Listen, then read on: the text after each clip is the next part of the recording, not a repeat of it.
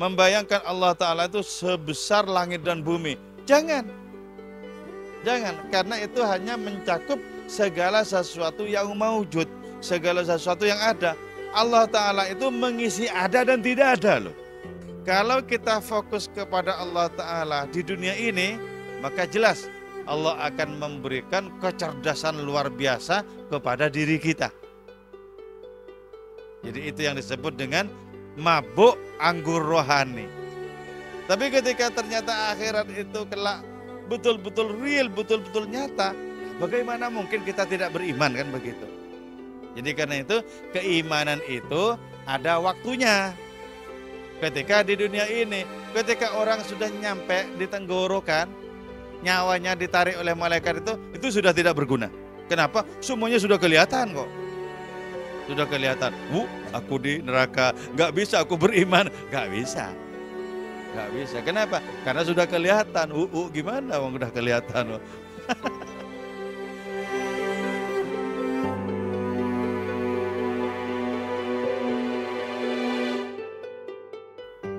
Saya mau mereview sebentar bahwa pada setiap mautin, pada setiap kedudukan, pada setiap tempat kita memiliki tugas masing-masing, itu ada ketentuannya yang tidak bisa dilanggar. Misal ya, kita berada di alam alastuh, di mautin alastuh. Jadi di situ kita hanya dibatasi sebagai seorang pendengar yang bisa menjawab pertanyaan Allah Ta'ala. Itu setidaknya kalau kita mengambil dari Al-Quran. Ketika Allah bertanya, bukankah aku ini Tuhanmu? Ya kita semua bisa menjawab. Tapi sekarang kita lupa bahwa jawaban itu seperti itu. Jadi setiap mautin, setiap tempat, setiap kedudukan itu ada ketentuannya masing-masing. Oke. Nah, dunia ini merupakan penjara. Ad-dunya sijnatun. Dunia ini penjara. Jadi karena itu ada keterbatasan-keterbatasan yang dilingkupi oleh dinding-dinding penjara itu. Ya, karena itu kemudian kalau orang minta sesuatu yang berada di luar penjara, misal ya, minta untuk bisa menyaksikan Allah Ta'ala sebagaimana terjadi kelak di akhirat, gitu ya. Itu sesungguhnya adalah su'u adabin. Itu merupakan perbuatan yang kurang bertata krama. Kenapa? Karena belum waktunya, itu loh. Belum waktunya. Nah, dunia kita mengenalnya sebagai apa? Sijnatun, yaitu penjara. Nah, sementara kita berikhtiar untuk bisa menembus dinding-dinding penjara itu agar Allah Ta'ala mengungkapkan dirinya sebagaimana kelak di akhirat, itu juga merupakan bagian dari su'adabin. Jadi merupakan tata krama yang buruk itu. Dan hal yang terpenting adalah wafatahu amrun kabirun minhu. Kita tidak akan mendapatkan adanya sesuatu yang sangat agung, yang sangat besar dari Allah Subhanahu wa Ta'ala. Jadi tidak akan pernah mendapatkan. Kenapa? Karena waktunya masih belum. Waktunya masih belum. Kita masih di dunia ini. Nah, alasannya adalah fa inna zamanal fana fil haqqi, adanya waktu kita tenggelam di dalam Allah Ta'ala. Misal sekarang di dunia kita fana ya, kita lupa kepada apapun, kita ditutupi oleh Allah Ta'ala sehingga tidak menyaksikan apapun yang lain di dunia ini. Nah itu sesungguhnya tidak lain adalah zamanu tarki maqamin a'la minhu. Jadi kita itu tenggelam di dalam Allah Ta'ala, itu sesungguhnya adalah kita meninggalkan sesuatu yang lebih bermutu ketimbang tidak tenggelam. Jadi lebih bagus tidak tenggelam sebenarnya. Kenapa? Kalau kita tenggelam, kita berarti meninggalkan sesuatu yang sesungguhnya jauh lebih bagus, lebih agung. Jadi itulah ya. Kenapa kita kok mesti berikhtiar menjadi orang yang sesadar mungkin tentang ketuhanan kita, tentang keilahian kita. Jadi kalau kita tenggelam di dalam Allah Ta'ala di dunia ini, berarti ada hal-hal agung yang semestinya kita dapatkan, kemudian kita tidak mendapatkannya. Tidak mendapatkannya. Jadi karena itu kita fokuskan diri kita kepada Allah Ta'ala di alam yang penuh dengan kesadaran ini. Di alam yang penuh dengan kesadaran ini. Kalau kita fokus kepada Allah Ta'ala di dunia ini, maka jelas Allah akan memberikan kecerdasan luar biasa kepada diri kita. Jadi itu yang disebut dengan mabuk anggur rohani. Orang yang mabuk anggur rohani itu akan mengalami kecerdasan berlipat-lipat. Berlipat-lipat dibandingkan orang yang tidak mabuk anggur rohani. Jadi kecerdasannya berlipat-lipat.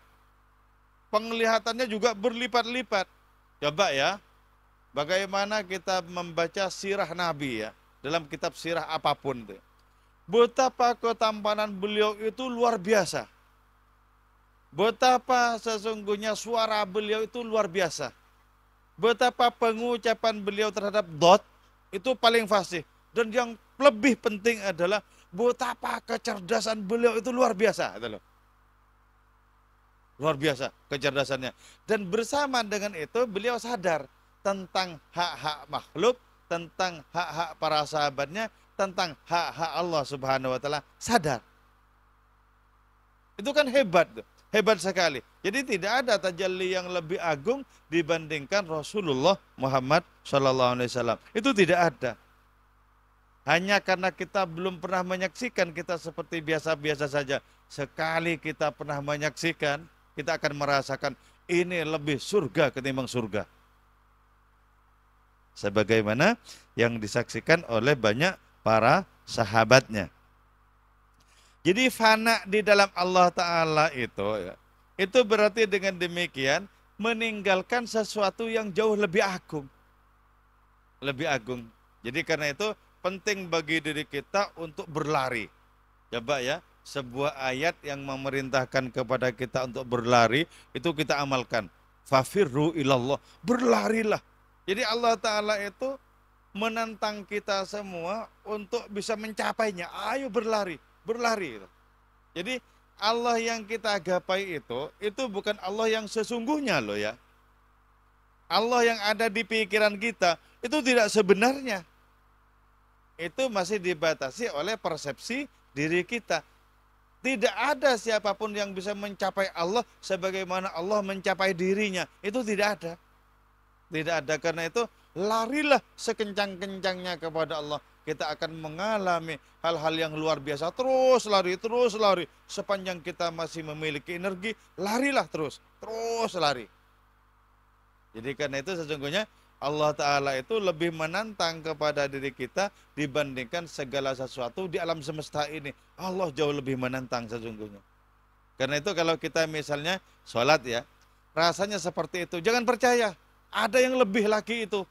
Jangan percaya. Allahu Akbar. Kok rasanya seperti hambar? Jangan katakan bahwa sholat itu begitu saja, tidak. Diri kita yang harus kita Yang harus kita benahi agar betul-betul kita merasakan substansi sholat yang senantiasa berlari juga.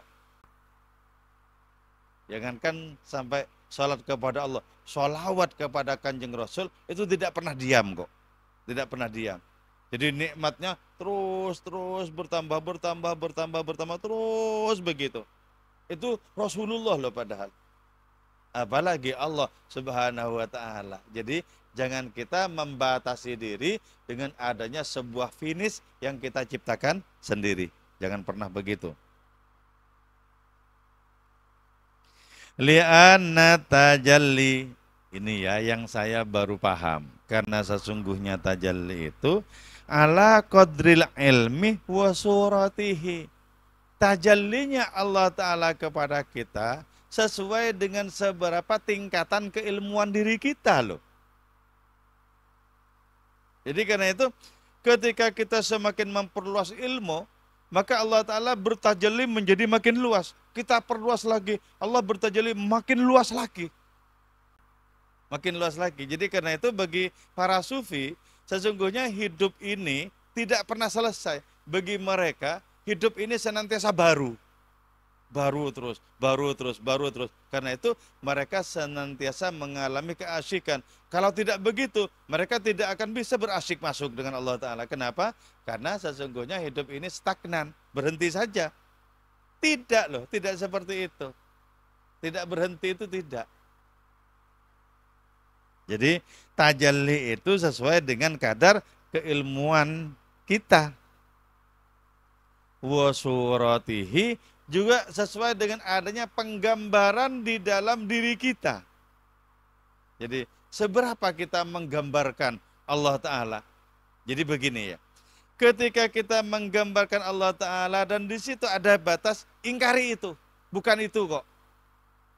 Ada batas, ingkari. Misal begini ya, Allah Ta'ala itu kan kabirun, maha besar gitu ya.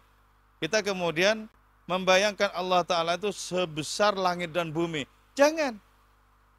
Jangan, karena itu hanya mencakup segala sesuatu yang maujud, segala sesuatu yang ada. Allah Ta'ala itu mengisi ada dan tidak ada loh. Coba, bagaimana kita bisa membayangkan yang tidak ada? Kan angel sekali. Membayangkan yang tidak ada, itu tetap ada. Bayangkan lagi, itu tetap ada gitu kan. Kan ada terus. Yang tidak ada itu gimana coba? Coba. Jadi ternyata itu tidak ada itu diisi oleh Allah Ta'ala. Maksudnya diisi itu ya, pada segala sesuatu yang dipandang tidak ada, yang diyakini tidak ada, itu ada Allah di situ. Pada segala sesuatu yang ada, apalagi pasti ada Allah Ta'ala. Jadi bagaimana kita bisa membayangkan Allah Ta'ala itu hadir pada segala sesuatu. Ini sebelum dipetakannya kebaikan dan keburukan loh ya. Kan kemudian ada agama yang kemudian membedakan ini baik, ini buruk, ini baik, ini buruk. Nah, di hadapan Allah Ta'ala segala sesuatu itu sama loh. Baik dan buruk itu untuk kita loh. Di hadapan Allah Ta'ala segala sesuatu itu dirambah semua. Sebab kalau tidak begitu, bagaimana mungkin Allah menjadi Tuhan dan gitu loh. Kan nggak mungkin. Jadi karena Allah Tuhan, maka mencakup segala sesuatu. Termasuk yang di pikiran kita buruk. Jadi karena itu ya, kita berbicara agama itu dibatasi pada batasan-batasan tertentu. Yang selainnya ya tidak dibatasi. Yang tidak dibatasi itu juga semuanya dicakup oleh Allah Subhanahu wa Ta'ala. Dicakup.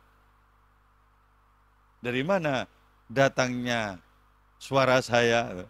Dari Allah loh sesungguhnya kan. Dari Allah. Saya tidak memiliki apapun sesungguhnya. Sebagaimana juga kalian atau siapapun tidak memiliki apapun. Sama saja sebenarnya kan. Jadi betapa tak terhingga engkau ya Allah. Berkali-kali aku ingin mencapaimu. Berkali-kali pula aku gagal dan pingsan. Gak bisa itu mencapai. Gak bisa. Gak bisa. Karena itu fama hasala laka minal ilmi bihi minhu fi mujahadatika wa tahayyu'ika fi zamanil awal mathalan thumma ashhadta fi zamanil thani fa innama tashhadu minhu surata ilmikal muqarrara fi zamanil awal. Jadi kan itu begini ya. Apa yang kita peroleh dari ilmu pengetahuan ya. Ilmu pengetahuan itu ada yang diajarkan oleh manusia, ada yang diajarkan oleh Allah. Yang diajarkan oleh manusia itu tidak ada 1% dibandingkan yang diajarkan oleh Allah Ta'ala. Jadi yang diajarkan oleh Allah Ta'ala itu jauh lebih banyak. Jauh lebih banyak. Jadi karena itu saya kagum ya ketika terjadi dialog antara Nabi Musa dengan Nabi Khidir. Dengan 3 pertanyaan saja, gugur Nabi Musa itu. Dengan 3 pertanyaan saja, gugur. Nah, apa kata Nabi Khidir? Sesungguhnya sudah kupersiapkan 1000 pertanyaan lebih untuk perjumpaan hari ini. Baru menghadapi 3 saja sudah gugur. 1000 pertanyaan. Makin habis kan begitu. Coba ilmunya Allah Ta'ala jauh berlipat-lipat ketimbang 1000 pertanyaan itu. Betul ya? Jadi karena itu akan menjadi semakin tak terjangkau. Jadi Allah Ta'ala itu dengan agamanya sesungguhnya mereduksi diri untuk bisa dipahami oleh kita. Mereduksi diri untuk bisa dipahami. Kalau Allah Ta'ala tidak mereduksi diri, betapa sulitnya kita. Karena segala sesuatu bisa berubah-ubah sesuai dengan ketakterhinggaan Allah Subhanahu wa Ta'ala. Jadi Allah Ta'ala itu ibaratnya begini loh ya.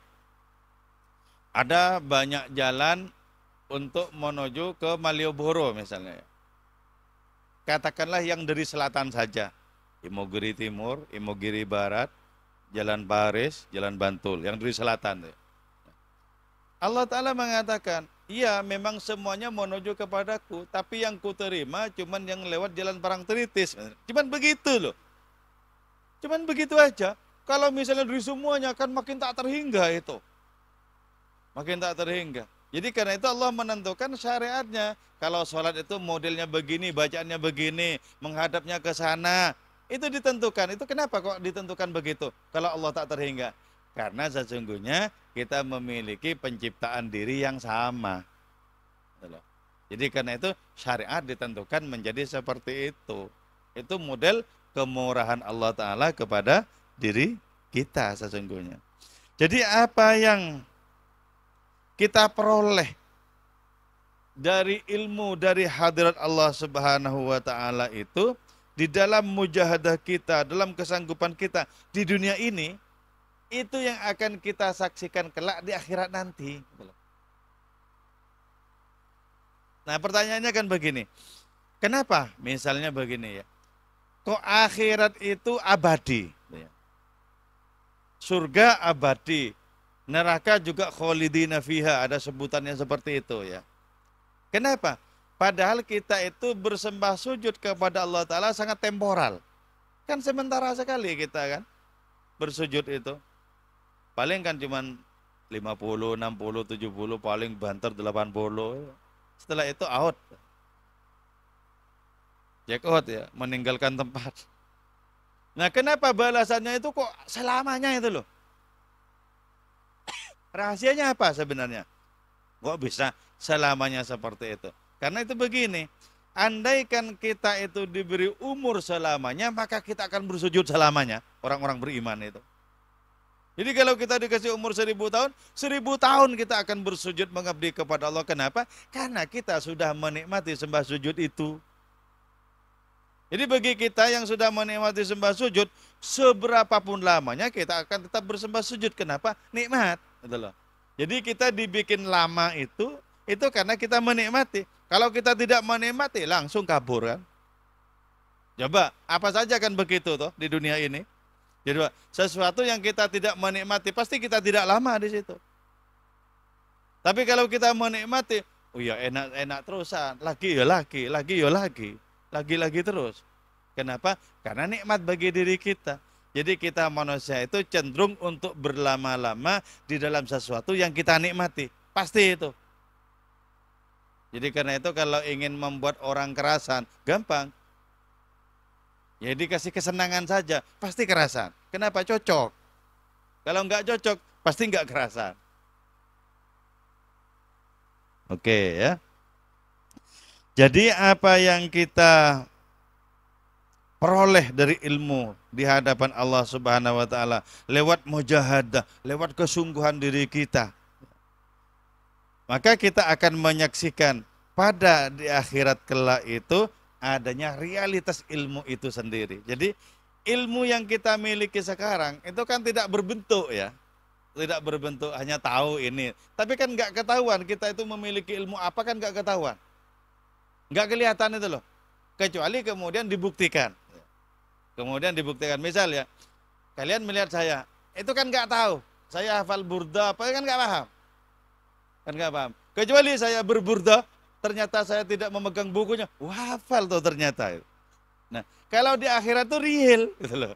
Sesuatu yang tidak tampak sekarang itu dibikin real kelak di akhirat di hadapan Allah Subhanahu wa taala. Kemudian orang-orang yang hafal Quran dan lain semacamnya itu kelihatan sekali kelak di hadapan Allah taala.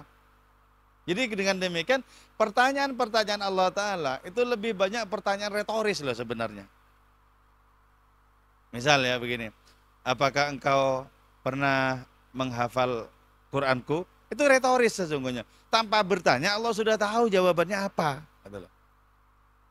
Itu dalam rangka memberikan penghormatan kepada diri kita umat manusia. Jadi Allah sendiri sudah tahu dari apapun yang ditanyakan oleh hadiratnya kepada kita semua ini. Jadi ya, di akhirat itu kemudian disebut sebagai apa? Disebut sebagai tempat memanen. Ya. Kalau di dunia ini tempat bercocok tanam, di akhirat adalah tempat memanen. Kalau kita ingin memanen yang bagus-bagus, maka tanamlah pohon yang bagus-bagus. Jadi jangan berharap di dunia ini menanam duri-duri, kok di akhirat mau memanen durian. Ya beda, nggak mungkin itu, nggak mungkin. Nggak mungkin. Walaupun itu mungkin bagi Allah Subhanahu wa taala, tapi biasanya Allah tak berkehendak itu.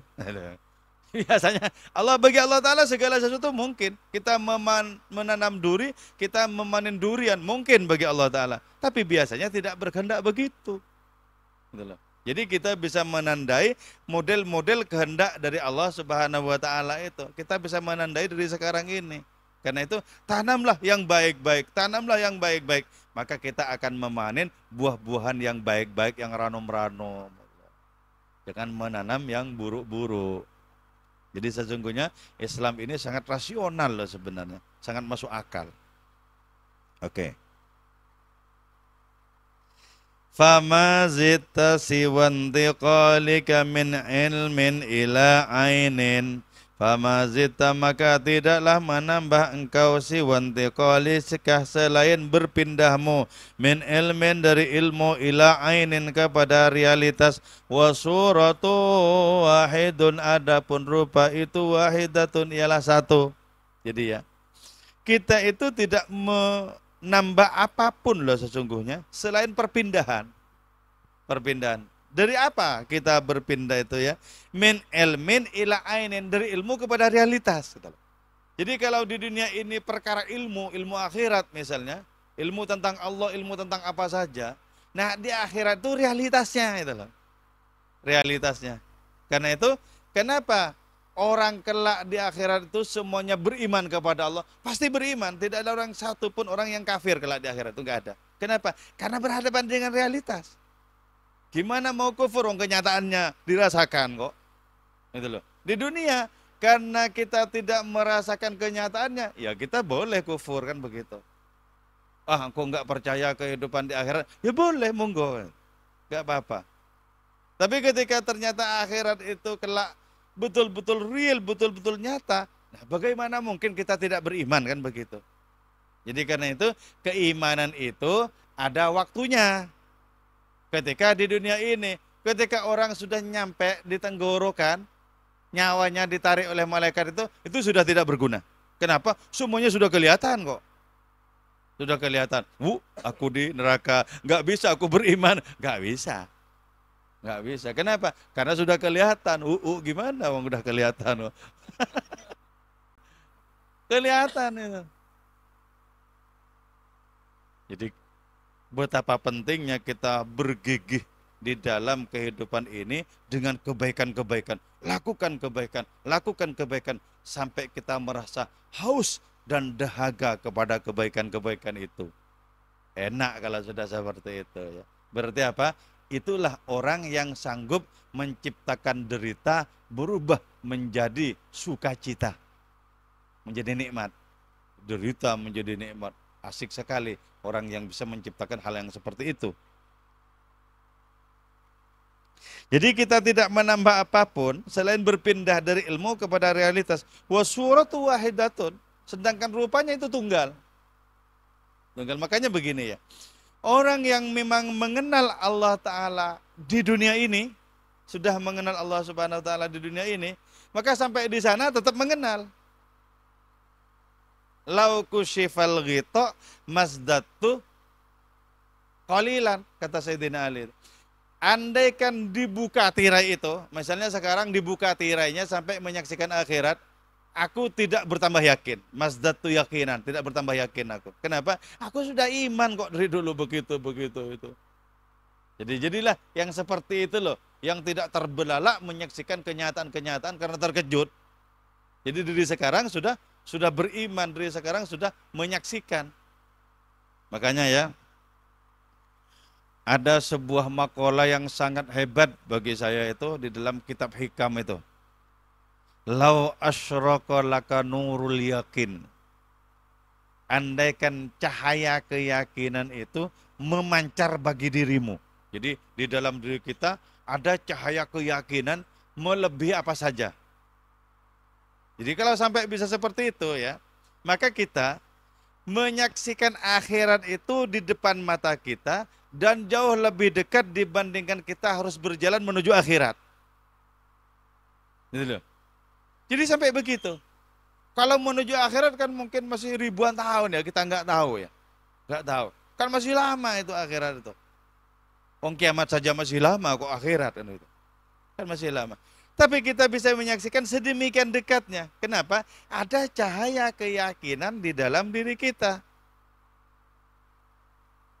Dan yang lebih hebat lagi, kita menyaksikan dunia ini digulung oleh gerhana kefanaan. Wih, digulung loh ya, oleh gerhana kefanaan. Jadi kita menyaksikan dunia ini sudah runtuh, sudah habis itu, sudah selesai. Kalau bagi kita kan masih ada besok, ada kemarin, tahun depan, dan depannya lagi kan. Ada berbagai macam kemungkinan kan begitu. Nah, bagi orang yang memiliki cahaya keyakinan begitu kuat, dunia ini sudah rampung kok. Rampung. Wala ra'aita mahasinad dunya qad ghusyifat. Jadi kita melihat adanya keindahan dunia itu sudah betul-betul digulung. Kan rampung kok begitu. Jadi enak kalau sudah seperti itu. Kita terbebaskan dari adanya apa? Dari derita-derita kehidupan di dunia ini. Selesai.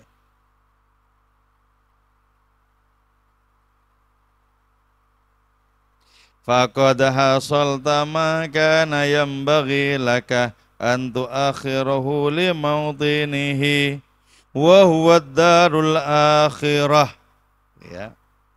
Engkau berarti dengan demikian sudah betul-betul berhasil untuk menunda apa yang akan terjadi di akhirat itu dibiarkan terjadi di akhirat. Gitu loh. Jadi tidak terburu-buru untuk mengalami kefanaan di dunia ini. Biarlah apa yang akan terjadi di akhirat sesuai dengan ketentuan-ketentuan Allah Subhanahu wa Ta'ala. Selesai. Jadi betapa ini sangat penting ya untuk betul-betul diikuti. Makanya begini ya, orang seperti Ibnu Arabi itu kan wali agung toh beliau sesungguhnya. Tapi betapa sangat hemat untuk tidak melaksanakan apapun yang merupakan karomahnya. Coba kita mendengar misalnya karomahnya bisa terbang atau bisa apa? Enggak toh. Sebab apa?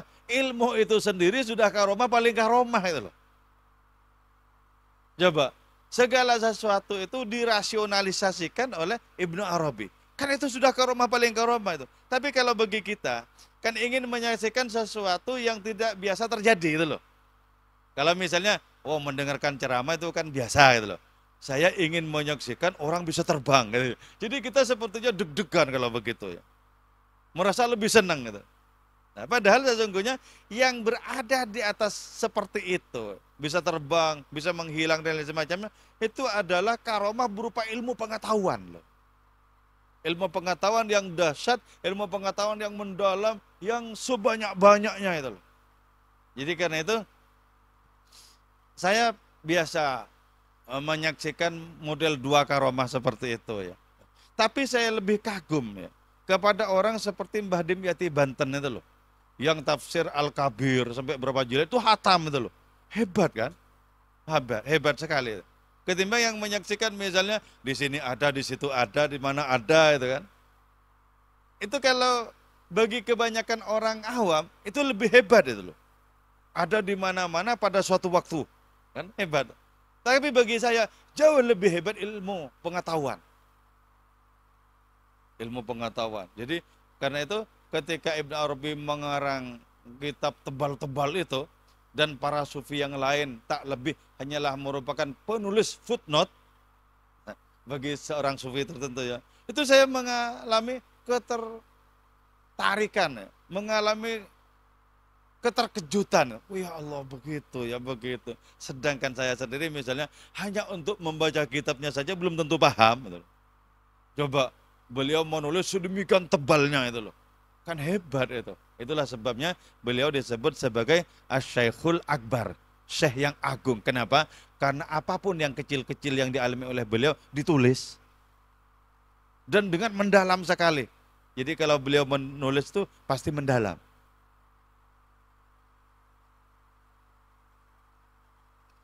Allati la amala fiha, yang tidak ada amal fiha itu di akhirat. Jadi di akhirat kita tidak bisa beramal, Saudara. Kenapa? Waktunya memanen, gitu loh ya. Kalau waktunya memanen ya kita memanen, jangan beramal. Kalau beramal cuman bikin capek saja. Jadi di akhirat itu tidak wajib sholat, tidak wajib ke haji, tidak wajib kemana. Di dunia ini wajibnya. Nah, di dunia ini di mana kewajiban-kewajiban meminta diri kita untuk melaksanakannya, laksanakan dengan sebaik mungkin.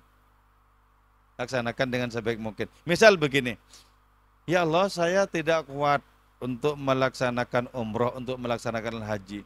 Enggak masalah. Yang penting dalam diri kita ada niat yang kuat. Dan kita bersungguh-sungguh mengamalkan adanya kewajiban-kewajiban yang lain. Itu sudah dicatat kok. Sudah dicatat. Jadi enggak masalah. Islam itu adalah agama yang sangat enak. Kalau kita tidak memiliki kemampuan untuk mengerjakan ini, ya tidak wajib. Tapi ketika kita memiliki semangat yang kuat untuk datang ke sana, ke Mekah sana, ya kita mendapatkan amalnya Mekah sana. Jadi betapa Islam itu sudah betul-betul sangat luhur sesungguhnya. Jadi allati la amala fiha, yang tidak ada amal sama sekali fiha di dalam itu akhirat. Wa inna zamani musyahadatika law kunta fihi sahib amalin zahirin wa talaqi ilmin billahi batinin kana aula bika li'annaka tazidu husnan wa jamalan fi ruhaniyatika. Oke ya. Ketika sudah waktunya kita menyaksikan ya. Menyaksikan siapa? Menyaksikan Allah Subhanahu wa taala, menyaksikan ketak terhinggaan di hadapan hadiratnya, menyaksikan segala sesuatu yang tidak pernah kita bayangkan sebelumnya. Ketika zamannya kita sudah menyaksikan, sementara kita memiliki amal yang zahir, memiliki ilmu yang juga konkret, yang juga jelas, maka itu lebih sempurna bagi diri kita. Kenapa? Karena di saat itu kita bisa menambah kebaikan dan keindahan. Jadi ya, kalau waktunya kita beramal di dunia, kita pakai untuk beramal. Kita tidak terburu-buru untuk tenggelam di dalam Allah, untuk fana di dalam Allah Subhanahu wa taala. Kemudian kita diproses oleh Allah taala sehingga sampai di alam kubur, sampai di akhirat, itu jauh lebih utama bagi diri kita. Kenapa? Dengan demikian kita bisa menambah kebaikan dan keindahan. Kita sepertinya terbiasa mendengarkan kebaikan, keindahan. Ketika direalkan oleh Allah taala, kita akan sangat terpukau loh. Dibikin real, keindahan, kebagusan, kebaikan. Itu sangat real. Ketika sangat real itu, kita akan menjadi sangat lebih senang lagi. Jadi karena itu, kita berusaha untuk mengerjakan kebaikan, walaupun diri kita itu sesungguhnya tidak begitu senang terhadap kebaikan itu. Paksakan sampai akhirnya datang kenikmatan itu, datang kesenangan itu.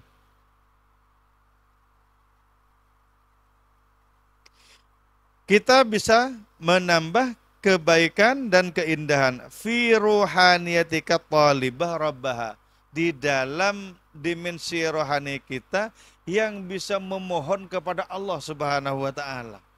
Jadi di akhirat itu ketika kita full beramal baik di dunia ini, di akhirat itu kita diberi kemampuan untuk semakin menambah balasannya, nambah terus begitu.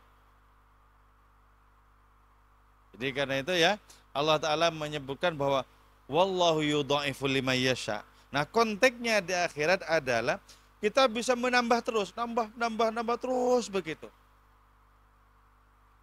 Jadi betapa pentingnya sesungguhnya kita itu menjadikan diri ini betul-betul menikmati kebaikan-kebaikan itu. Ketika kita sudah menikmati kebaikan di dunia, maka di akhirat kita akan menambah terus begitu, menambah. Dan itu ya betul-betul sangat mengasyikkan, sangat menyenangkan.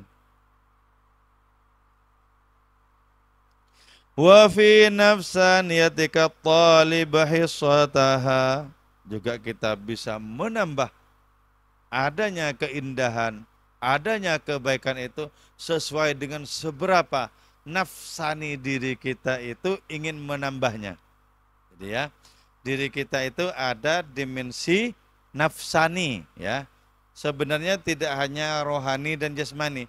Rohani, nafsani, jasmani. Nafsani ini adalah ruang tengah antara rohani dan jasmani. Kalau jasmani kita itu memiliki kelamin, rohani kita tidak. Nah, demikian pula dengan nafsani diri kita. Kalau dalam bahasa kampusnya dimensi psikologi itu loh. Dimensi psikologi. Nah, dimensi psikologi itu senantiasa ingin menambah segala sesuatu yang dinikmati. Coba ya, ada 3 tingkatan kenikmatan di dunia ini. Yang pertama, kenikmatan materi. Setiap orang punya ini. Setiap orang bisa menikmati kenikmatan materi ini. Jadi kita bisa menikmati materi, para kiai juga intelektual sama bisa menikmati materi. Jadi ini model kenikmatan yang paling rendah, kenikmatan materi ini. Model kenikmatan yang paling rendah. Terus di atasnya lagi ya, yang berkaitan dengan adanya psikologi tadi itu, ada kenikmatan yang lebih tinggi yaitu kenikmatan ilmu pengetahuan. Jadi kalau ilmu pengetahuan tidak setiap orang itu menikmati loh. Bahkan kebanyakan orang malah tidak menikmati. Jadi hanya intelektual, para ulama-ulama tangguh itu menikmati keilmuan. Jadi ketika mereka itu sudah jatuh cinta kepada dunia keilmuan, banyak di antara mereka yang lupa untuk menikah loh. Kenapa? Senang kepada keilmuan itu.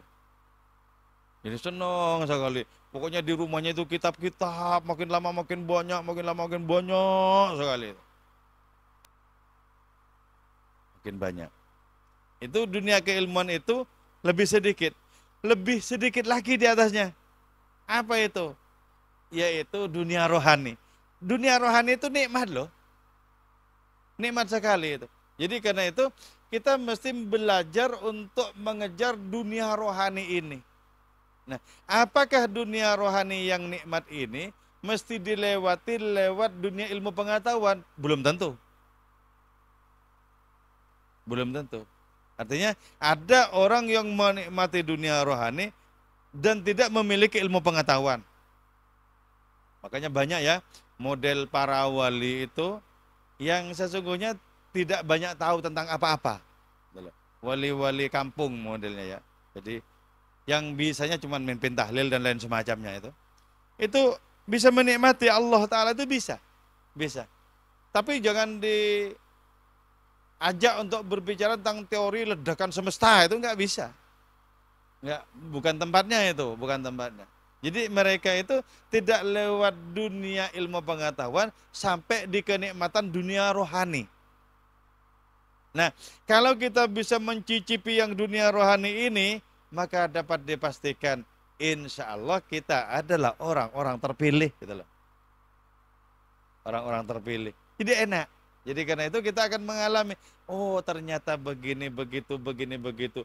Banyak kemudian hal-hal di dunia ini yang semula belum kita ketahui, lantas bisa kita ketahui. Ya Allah, ya Allah. Jadi fokusnya ketika itu mutlak kepada Allah Subhanahu wa Ta'ala.